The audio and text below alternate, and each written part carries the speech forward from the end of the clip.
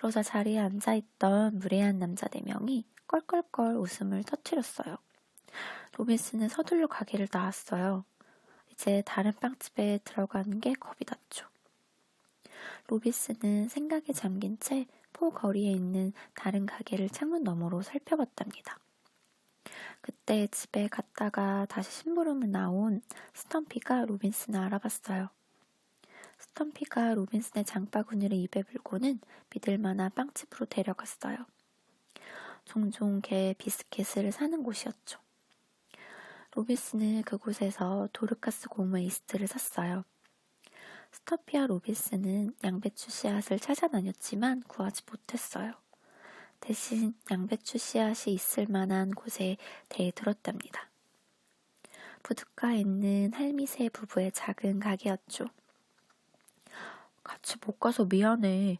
로즈 아가씨가 발목을 삐어서 말이야. 우표를 12장 사오라고 했는데 우편 배달부가 우편물을 수거해 가기 전에 사가야 해. 이 무거운 장바구니를 들고 계단을 오르내리지 마. 이건 골드핀치 자매한테 맡겨놔. 로빈스는 스텀피에게 무척 고맙다고 말했어요. 골드핀치 자매는 차와 커피를 파는 카페를 했는데 도르카스 고모와 조용한 시장 사람들이 자주 이용했죠. 무늬에 달린 간판에는 작고 통통한 초록색 새가 그려져 있었어요. 그 새는 만족스러운 검은 머리방울새라고 불렸고 카페 이름이기도 했죠. 마구간도 하나 있어서 수레를 운반하는 당나귀가 토요일마다 세탁물을 가지고 스타이마우스에 오면 거기에서 쉬었어요. 로빈슨이 무척 지쳐 보이자 언니 골드핀치가 차 한 잔을 줬어요. 그리고 빨리 마시라고 말했죠. 꿀꿀 꿀꿀 웨익 로빈슨은 차에 코를 대었어요. 골드핀치 자매는 도르카스 고모를 존경했지만 로빈슨 혼자 장에 보낸 게 마음에 들지 않았죠. 그리고 로빈슨이 들기에 장바구니가 너무 무겁다고도 말했어요. 우리 둘이 들어도 못 들겠다, 로빈슨. 양배추 씨앗을 사서 빨리 와. 심낸 할아버지의 조랑말 마차가 아직 우리 마구간에서 쉬고 있어. 마차가 출발하기 전에 돌아오면 심냄 할아버지가 틀림없이 태워줄 거야. 마차 좌석 밑에 내 바구니를 어떻게든 넣어줄 거야. 포큰돼지 농장을 지나가거든. 그러니까 빨리 갔다 와. 꿀꿀 꿀꿀 로빈슨이 말했어요. 도대체 무슨 생각으로 로빈슨을 혼자 보냈는지 모르겠어. 어두워진 후에야 집에 가겠네, 클라라. 마구간에 가봐. 심내의 할아버지 조랑말한테 로빈슨 바구니를 꼭 가져가라고 해. 언니 골든피치가 말했어요.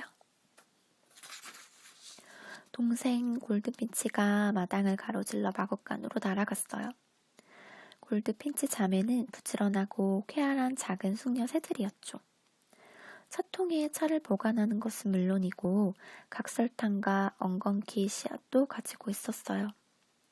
탁자 도자기 그릇들도 티끌 하나 없이 깨끗했답니다. 스타이마우스에는 여간이 넘쳐났답니다. 사실 너무 많았죠.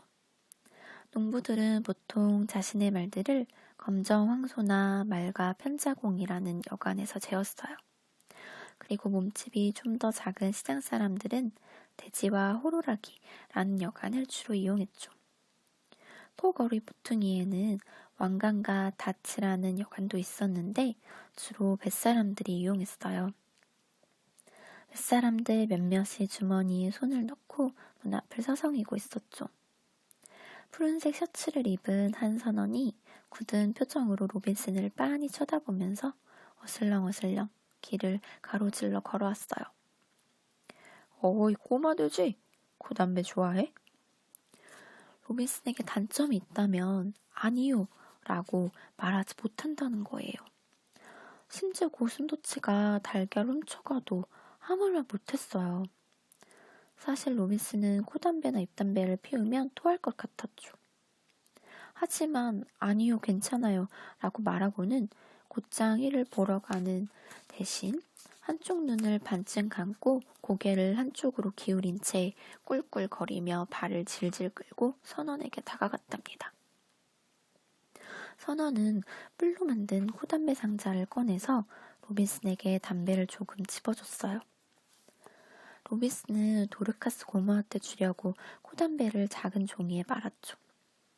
그리고 나름 예의를 차리려고 선원에게 엿을 조금 주었어요. 로빈슨은 코담배를 좋아하지 않았지만 아무튼 새로 알게 된 그 선원은 엿을 거절하지 않았죠. 그는 엿을 한 입에 넣더니 로빈슨의 귀를 잡아당기면서 칭찬을 했어요. 엿 때문에 턱이 5개가 됐다고 하면서요. 선원은 로빈슨에게 양배추 씨앗을 파는 가게에 데려다 주겠다고 하면서 생강무역 쓰던 파운드 오브 캔들소울을 로빈슨에게 보여주고 싶다고 했죠. 그 무역서는 바르너버스 부처 선장이 지휘하는 배였어요. 로빈슨은 파운드 오브 캔들스라는 이름이 마음에 들지 않았답니다. 동물 기름과 하얗게 굳은 돼지비계, 지글거리는 베이컨 조각들이 생각났거든요. 하지만 수줍게 미소를 지었고 발끝으로 걸으면서 그러겠다고 했죠. 그 선원이 배 요리사라는 것을 알았어야 했는데 로빈슨은 선원과 함께 시내 중심가를 벗어나 항구로 이어지는 가파른 좁은 길로 꺾어져 내려갔어요. 그때 먼비 할아버지가 가게 문 앞에서 걱정스러운 목소리로 로빈슨! 로빈슨! 하고 불렀죠. 하지만 수레소리가 너무 시끄러웠어요. 게다가 바로 그때 손님이 들어와서 먼비 할아버지의 주의가 흐트러졌고 할아버지는 선원의 수상한 행동을 잊어버렸답니다. 안 그랬다면 가족 같은 입장에서 자신에게 팁킨스를 보내 로빈슨을 데려왔을 거예요. 로빈슨이 사라졌을 때 가장 먼저 경찰한테 중요한 정보를 건넨 것도 먼비 할아버지였죠. 물론 그때는 이미 늦었지만요. 로빈슨과 그의 세 친구는 항구로 가는 긴 계단을 내려갔어요. 매우 높고 가파르고 미끄러운 계단이었죠. 로빈슨은 아래 계단으로 내려설 때마다 펄쩍펄쩍 뛰어야 했어요. 선원은 친절하게 그의 손을 잡아주었고 둘은 손을 잡고 부두를 따라 걸었죠. 선원과 로빈슨은 즐거움으로 가득해 보였답니다. 로빈슨은 매우 흥미롭게 주변을 둘러봤어요. 전에 당나귀 수레를 타고 스타이마우스에 왔을 때 계단 너머로 슬쩍 보기는 했지만 절대 계단 아래로 내려가는 모험은 하지 않았거든요. 선원들이 다소 거친 데다가 배 주변에는 조그만 테리어들이 으르렁거리며 지키고 있었기 때문이죠. 항구에는 배들이 많이 있었답니다. 마치 시장 광장에 서 있는 것처럼 시끄럽고 복잡거렸죠. 돛을 3개 단 골디락스라는 커다란 배에서 오렌지 상자들을 내리고 있었어요. 그리고 브리스틀에서 온 리틀 보피프는 연안을 항해하는 조그만 쌍돛대 범선으로 유햄프턴과 램워시의 양에서 나온 양털꾸러미를 싣고 있었죠. 심렘 할아버지는 목에 방울을 달았고 커다란 뿔은 동그랗게 말려 있었어요. 그는 통로 옆에 서서 화물의 수를 세고 있었죠. 기중기가 빙 돌아서 양털 꾸러미들을 내려놓았고 양털 꾸러미가 내려올 때마다 밧줄이 도르래를 통과하면서 스르륵 하는 소리가 났어요. 심렘 할아버지는 짐칸에 양털 꾸러미가 내려올 때마다 머리를 끄덕였죠. 그러면 딸랑딸랑 하고 목에 방울이 울렸고 할아버지는 걸걸한 목소리로 음매하고 울었어요. 심렘 할아버지는 로빈슨과 얼굴을 아는 사이였어요.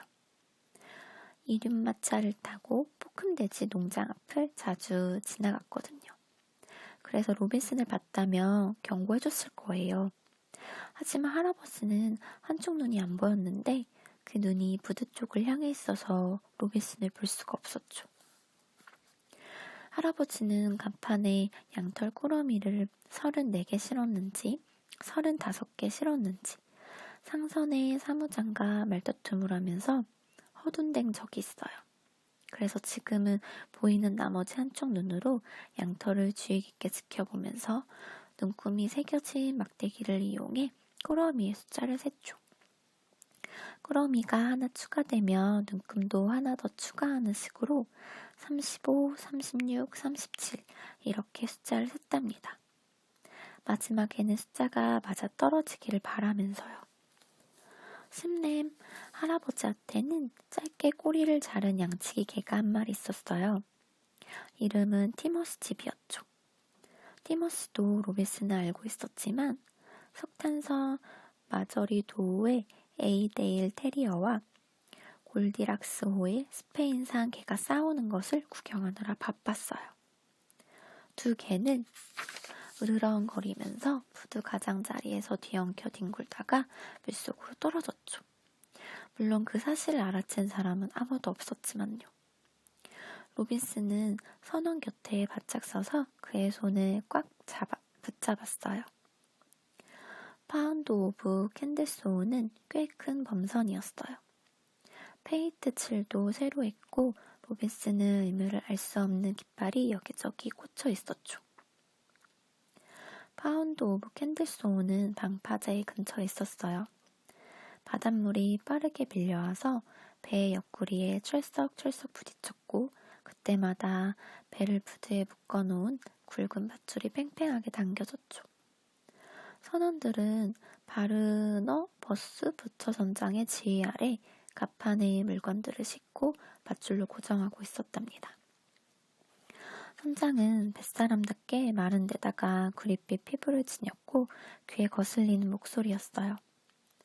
물건들을 툭툭 치면서 투덜거리듯이 말했고 부두에서도 그의 말이 중간중간 들릴 정도였죠. 선장은 해마라는 예인선과 북동풍을 타고 온 한사리, 빵집 주인, 신선한 채소들에 대해 얘기했어요. 정확히 11시에 배에 실어야 해. 그리고 고기는 말이지. 바르너버스 부처선장이 갑자기 말을 멈췄어요. 요리사와 로빈슨을 발견했거든요. 로빈슨과 요리사는 삐걱거리는 나무 판자를 지나 갑판 위로 올라갔답니다. 로빈슨은 갑판에 올라가자마자 부츠를 닫고 있던 커다란 노란 고양이와 마주쳤어요. 고양이는 너무 놀라서 구두소를 떨어뜨렸고 눈짓을 하면서 계속 이상한 표정을 지었죠. 로빈슨은 고양이가 그런 행동을 하는 것을 처음 봐서 요리사한테 고양이가 어디 아프냐고 물었어요.